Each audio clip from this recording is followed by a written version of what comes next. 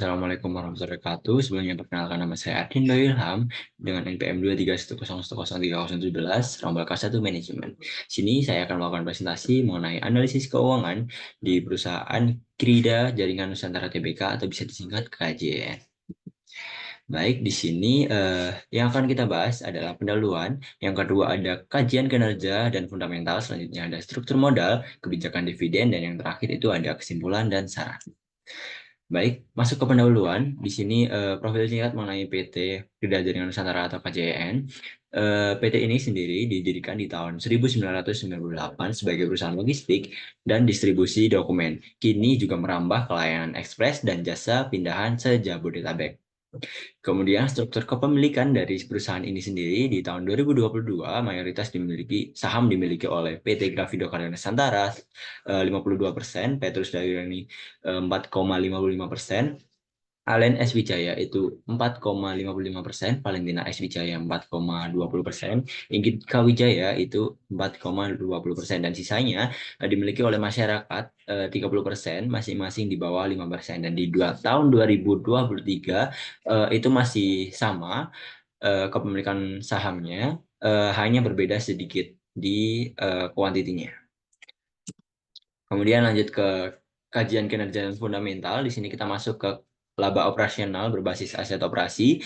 Di sini ada NOWC, di mana NOWC ini sendiri meningkat, menunjukkan perusahaan melakukan perbaikan likuiditas operasional dan lebih baik dalam menutup kewajiban jangka pendek. Kemudian TOC-nya menurun, perusahaan melakukan efisiensi operasional dan pengurangan kebutuhan aset tetap.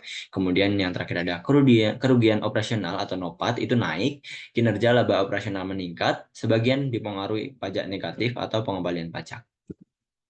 Kemudian ada MVA yang menurun. Penurunan harga saham menunjukkan menurunnya kepercayaan pasar. Kemudian EVA meningkat, perusahaan berhasil menghasilkan keuntungan di atas biaya modal dan menciptakan nilai ekonomi. Kemudian ada BEP yang menurun dari 0,46% ke 0,43%, menunjukkan penurunan laba operasional yang kecil karena didukung oleh efisiensi penggunaan aset yang stabil. Kemudian ada ROI dan ROE yang meningkat di tahun 2023, mencerminkan kinerja investasi dan modal mulai membaik. Kemudian OPM meningkat tipis, menunjukkan bahwa margin keuntungan dari penjualan meningkat meski pendapatan turun.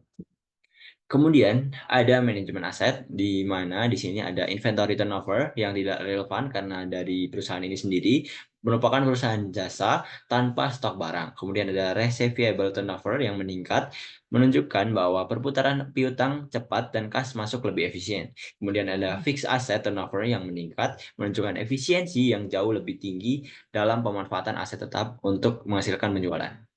Kemudian ada current ratio yang tetap tinggi, menunjukkan kemampuan yang kuat dalam memenuhi kewajiban. Kemudian ada quick ratio yang tinggi juga, perusahaan tidak bergantung pada stok untuk membayar utang. Dan cash ratio meningkat, menunjukkan ketergantungan pada aset lancar lainnya untuk memenuhi kewajiban dan penguatan likuiditas. Kemudian ada PER yang meningkat, menunjukkan saham makin mahal dibanding laba bersaham. Kemudian PBV menurun, saham diperdagangkan lebih rendah dari nilai buku. Kemudian MBV menurun, menandakan pasar menilai perusahaan lebih rendah dari nilai bukunya. Penurunan ini terutama disebabkan oleh anjloknya nilai pasar ekuitas. Kemudian ada debt to capital di sini 3,93%, mencerminkan perusahaan sangat menghindari pembiayaan dengan utang, bahkan utang yang dimiliki semakin menurun dari tahun ke tahun. Dan pecking order teori sendiri paling sesuai menggambarkan strategi pendanaan perusahaan karena menggunakan pendanaan internal atau laba ditahan. Kemudian kebijakan dividennya, tidak ada dividen tunai maupun cadangan umum perusahaan karena perusahaan masih mengalami tekanan keuangan pada tahun 2022 dan laba bersih baru mulai pulih pada 2023. Dividen nol bisa terjadi sinyal negatif menunjukkan perusahaan sedang tidak stabil. Kemudian kesimpulannya dari laporan ini, kinerja keuangan perusahaan mulai membaik, di mana NOPAT dan EVA naik, kemudian likuiditas juga terjaga, current ratio, quick ratio, dan cash ratio tetap tinggi, menunjukkan perusahaan mampu memenuhi kewajiban jangka pendek. Perusahaan sangat menghindari penggunaan utang, menunjukkan kehati-hatian, tapi juga menandakan minimnya leverage untuk ekspansi. Kemudian ada saran, di sini perlu penjelasan terbuka dan rutin tentang alasan mengapa tidak dibagikannya dividen. Tujuannya agar pasar tidak menafsirkan kebijakan ini sebagai tanda krisis. Dan nilai pasar perusahaan terus menurun, NVL dan PBV, perusahaan harus meningkatkan performa keuangan secara nyata dan kerjasama strategi yang bisa menarik perhatian pasar dan investor. Jadi sekian dari pelaporan mengenai penelitian keuangan di perusahaan KJN itu sendiri. Dari saya mungkin cukup. Terima kasih. Wassalamualaikum warahmatullahi wabarakatuh.